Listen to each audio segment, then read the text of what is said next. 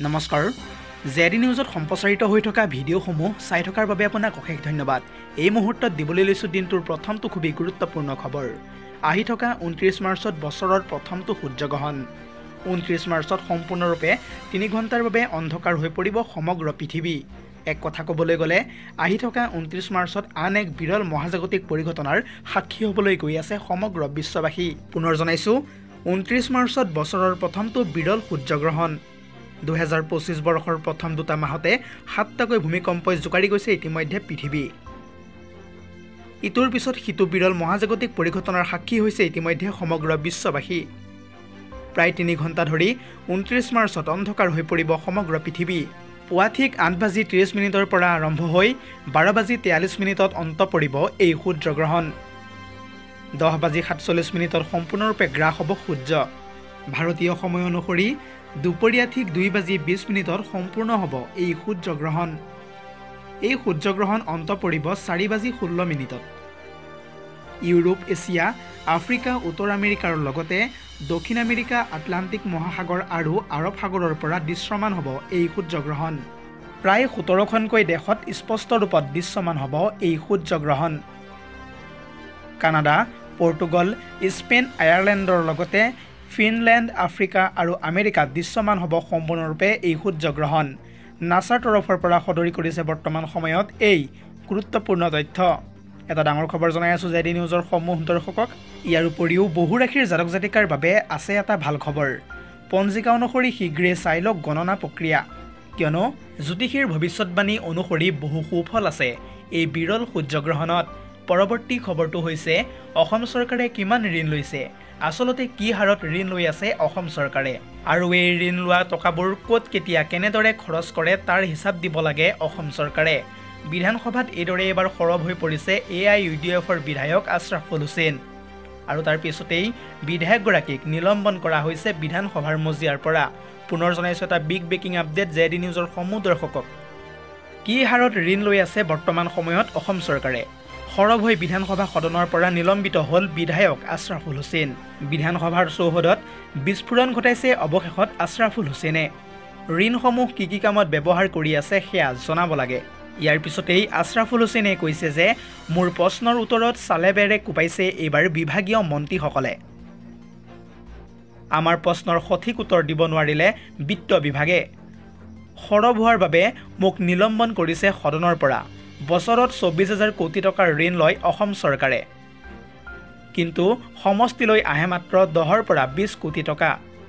ঋণৰ টকাসমূহ ভাল লগা কামত ব্যৱহাৰ কৰে মুখ্যমন্ত্ৰী তথা চৰকাৰে।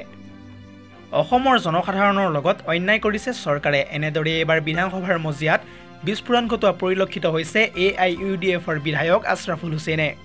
দৰ্শকসকল, আৰু বহুতো গুৰুত্বপূৰ্ণ খবৰ আছে। যদিহে ভিডিঅ'টো চাই ভাল পাইছে তেন্তে ভিডিঅ'টোত এটাকৈ লাইক কৰিব। লগতে যদিহে আপুনি আমাৰ চেনেলত প্ৰথমবাৰৰ কাৰণে ভিজিট কৰিছে তেন্তে চেনেলটো ছাবস্ক্ৰাইব কৰি কাষতে থকা বেল আইকনটো প্ৰেছ কৰি ৰাখিব। আজিৰ আমাৰ পৰৱৰ্তী খবৰটো হৈছে আন এটা বহুতেই বেছি গুৰুত্বপূৰ্ণ খবৰ, কিয়নো ৰাজ্যৰ লাখ লাখ দৰিদ্ৰ লোকলৈ ভাল খবৰ। পকী ঘৰ নথকা লাখ লাখ লোকৰ বাবে এটা জৰুৰী খবৰ লৈ আহিছোঁ এই মুহূৰ্তত। ৰাজ্যৰ লাখ লাখ লোকক নতুনকৈ চৰকাৰে দিব পকী ঘৰ, কিন্তু আপুনি কেনেকৈ লাভ কৰিব এই চৰকাৰী ঘৰ, লগতে কি চৰ্ত বান্ধি দিলে চৰকাৰে, চাওঁ আহক এই সন্দৰ্ভত সবিশেষ। পকী ঘৰ নথকা লাখ লাখ লোকৰ বাবে এটা জৰুৰী খবৰ। ঘৰত বাহন থাকিলেও চৰকাৰী পকী ঘৰৰ বাবে কৰিব পাৰিব আবেদন এতিয়াৰে পৰা আপুনি। অসমৰ সকলো দুখীয়া মানুহে লাভ কৰিব একোটিকৈ চৰকাৰী পকী ঘৰ। অসমৰ নতুনকৈ 3,88,000 লোকলৈ পকী ঘৰ কথা ঘোষণা কৰিছে কেন্দ্ৰীয় চৰকাৰে।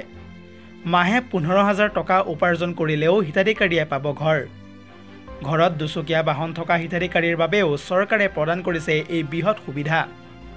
অহা এপ্ৰিল মাহত বাদ পৰি ৰোৱা সকলো লোকে লাভ কৰিব একোটিকৈ চৰকাৰী পকী ঘৰ। অনলাইন এপৰ জৰিয়তে হিতাধিকাৰীয়ে পৰীক্ষা কৰিব লাগিব নিজৰ নাম। ঘৰ নোপোৱাসকলেও পকী ঘৰ লাভ কৰিবৰ বাবে কৰিব লাগিব আবেদন। নতুনকৈ আত্মসহায়ক গোটৰ মহিলাই কৰিব পাৰিব জিঅ'টেক। আজিৰ আমাৰ পৰৱৰ্তী খবৰটো হৈছে আন এটা জৰুৰী খবৰ, কিয়নো এইবাৰ আকৌ মিয়াৰ প্ৰসংগত উত্তাল হ'ল অসম বিধানসভাৰ সদন। মিয়া সন্দৰ্ভত মন্ত্ৰী অশোক সিংঘালে কৰা মন্তব্যক লৈ AIUDFে কৰিলে প্ৰতিবাদ সাব্যস্ত, আৰু AIUDFৰ প্ৰতিবাদৰ পিছতে স্থগিত হ'ল সদনৰ কাম কাজ। এই সন্দৰ্ভত বিতংভাৱে জনাম ফুল প্লেটৰ মাধ্যমেৰে জেডি নিউজৰ সমূহ দৰ্শকক। মিয়াৰ প্ৰসংগত উত্তাল হ'ল আকৌ এবাৰ সদন। অশোক সিংঘালে কৰা মন্তব্যক লৈ AIUDFে কৰিলে প্ৰতিবাদ সাব্যস্ত। অশোক সিংঘালৰ বিৰুদ্ধে মই মিয়াৰ বিৰোধী বুলি মন্তব্য কৰাৰ অভিযোগ উত্থাপিত হৈছে বৰ্তমান সময়ত। আকৌ জাতি জনগোষ্ঠীক উচতনি দিছে অশোক সিংঘালে। মন্ত্ৰীৰ যোগ্যতা হেৰুৱাইছে এইবাৰ অশোক সিংঘালে। 1 কোটি লোক থকা মিয়াক অশোক সিংঘালে বেয়া পায়। ভাৰতৰ স্বাধীনতা আন্দোলনত তেজ দিছিল মিয়াসকলে। AIUDFৰ প্ৰতিবাদৰ পিছতেই স্থগিত হ'বলৈ বাধ্য হ'ল সদনৰ কাম কাজ।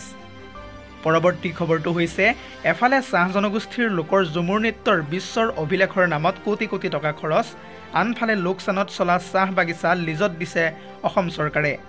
চাহ নিগমৰ বাগিচাৰ শ্ৰমিকক চৰকাৰে এতিয়াও দিবলৈ বাকী আছে প্ৰায় 297.68 কোটি টকা। শেহতীয়াকৈ অসম বিধানসভাত প্ৰকাশ পাইছে এই বিস্ফোৰক তথ্য। পুনৰ জনাইছোঁ, এফালে বিশ্ব অভিলেখৰ নামত কোটি কোটি টকা ব্যয়, আনফালে লোকচানত চলা চাহ বাগিচা দিলে লিজত অসম চৰকাৰে। অসম চাহ নিগমৰ 6খনকৈ চাহ বাগিচা দিলে এইবাৰ লিজত। সদনত স্পষ্ট হৈছে চৰকাৰৰ ব্যৰ্থতা।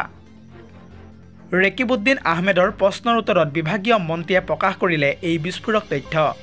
চাহ নিগমৰ অধীনস্থ 6খনকৈ চাহ বাগিচা চলিছে এইবাৰ লোকচানত।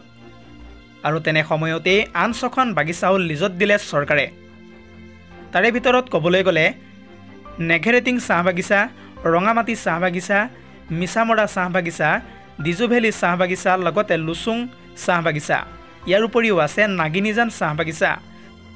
চাহ নিগমৰ বাগিচাৰ শ্ৰমিকক চৰকাৰে দিবলৈ এতিয়াও বাকী আছে প্ৰায় 297.61 কোটি টকা। পৰৱৰ্তী খবৰটো হৈছে অবৈধ বিদেশী বিতৰণত বিফল হৈছে এইবাৰ ৰাজ্য চৰকাৰ। ৰাজ্যৰ পৰা হঠাৎ অন্তৰ্ধান হ'ল চিনাক্ত হোৱা হাজাৰ হাজাৰ বিদেশী। বিধানসভাত উন্মোচিত হ'ল বিদেশী বিতৰণৰ ভয়ংকৰ তথ্য। পুনৰ জনাইছোঁ সবিশেষ জেডি নিউজৰ সমূহ দৰ্শকক। বাংলাদেশী বহিষ্কৰণৰ সন্দৰ্ভত প্ৰকাশ পাইছে ন তথ্য। বিজেপি চৰকাৰৰ আমোলত অত্যাধিক হাৰত বৃদ্ধি পাইছে অনুপ্ৰৱেশকাৰীৰ সংখ্যা। বিধানসভাত গৃহ বিভাগৰ অধীনত উন্মোচিত হ'ল ভয়াৱহ তথ্য। উল্লেখযোগ্য যে 2016 চনৰ পৰা পলাতক অৱস্থাত আছে এতিয়ালৈকে হাজাৰ হাজাৰ চিনাক্ত বাংলাদেশী। অসম চুক্তিৰ আধাৰত চিনাক্ত হৈছিল 1,65,992 জন বিদেশী। ইয়াৰ বিপৰীতে বহিষ্কাৰ হ'ল মাত্ৰ 30,115 জনহে বিদেশী লোক। বৰ্তমানেও বহিষ্কাৰ হোৱা নাই 1,35,877 গৰাকী বিদেশী নাগৰিক। এতিয়া প্ৰশ্ন হয় 1,35,877 গৰাকী বিদেশী নাগৰিক ক'লৈ গ'ল?